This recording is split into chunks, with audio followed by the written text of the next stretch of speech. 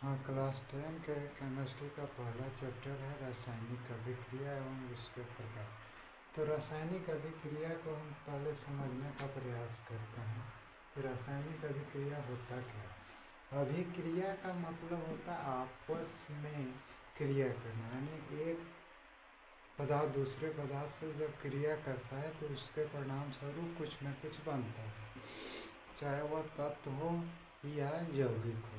तो रासायनिक अभिक्रिया का मतलब क्या होता है, मैं समझाने का प्रयास कर रहा हूँ कि जो विभिन्न पदार्थ आपस में भाग लेते हैं उनके संगठन में बदलाव होता है। उनका संगठन पहले जैसा न रहकर नए रूप से होता है।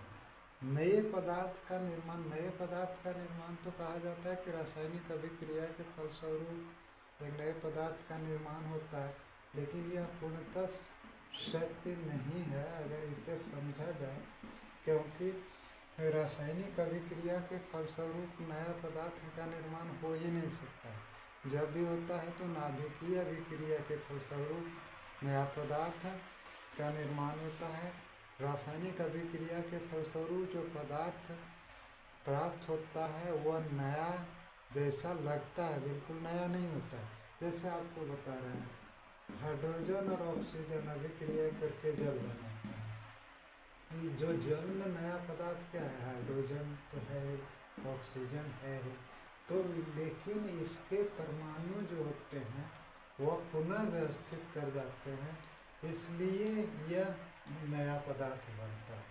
अब परमाणुओं के व्यवस्था क्रम में बदलाव होता है। हाइड्रोजन के परमाणु और ऑक्सीजन के परमाणु पुनर्व्यवस्थित हो जाते हैं, जिसके कारण जल के परमाणु या अणु का निर्माण होता है। पर यहाँ जो आपको बताया कि परमाणुओं के व्यवस्था क्रम में बदलाव, व्यवस्था क्रम के बदलाव को हम एक देहाती उदाहरण से आपको इस तरह समझाते हैं कि मान लीजिए आपके घर में दूध हो, दूध किसी कारण फट गया।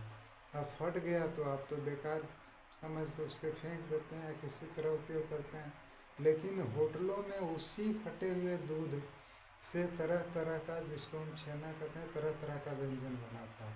तो क्या सब छेना से बनने वाला व्यंजन छेना का ही है, लेकिन थोड़ा सा परिवर्तन करके नई तरह की मिठाइयाँ बनाई जाती हैं।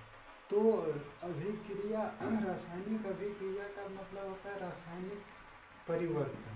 तो रासायनिक परिवर्तन का मतलब क्या होता है, बदलाव। तो वह बदलाव जो होता है वह अस्थाई हो जाता है, उसमें फिर हेर फेर नहीं हो सकता है, इसलिए हम इसको रासायनिक अभिक्रिया कहते हैं। तो रासायनिक अभिक्रिया के जो प्रमुख लक्षण हैं जिनसे आप पहचान सकते हैं, वो लक्षण है कि पहला होता है कि अवस्था में परिवर्तन। वह ठोस अवस्था में है तो द्रव में बदल जाएगा, द्रव में है तो गैस में बदल जाएगा, गैस में है तो ठोस में बदल जाएगा। दूसरा, ताप में परिवर्तन, ज़्यादातर स्थिति में उस पदार्थ का ताप यानी बढ़ जाता है। हाँ, तो ये ताप में जो परिवर्तन होता है, ताप में परिवर्तन माने उसके ऊष्मा में वृद्धि होती है। जैसे कोई सड़ने वाला चीज़ होता है, गर्म गैस का उत्सर्जन। कहा जाता है ना कि सभी पदार्थों को जलाना नहीं चाहिए, जलाना भी एक रासायनिक अभिक्रिया है।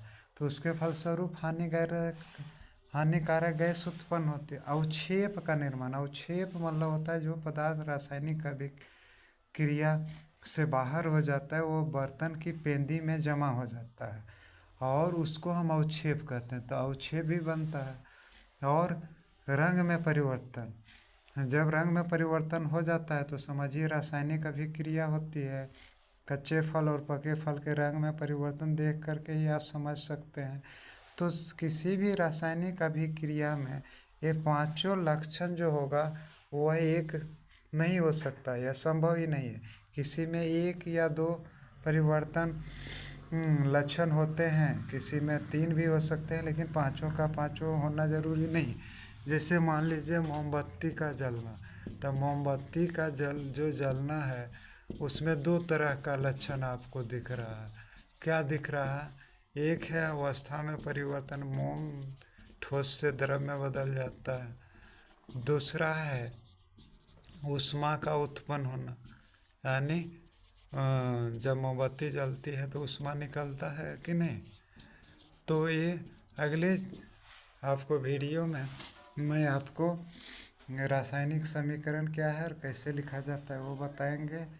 प्लीज़ सब्सक्राइब कीजिए और मुझे प्रोत्साहित कीजिए।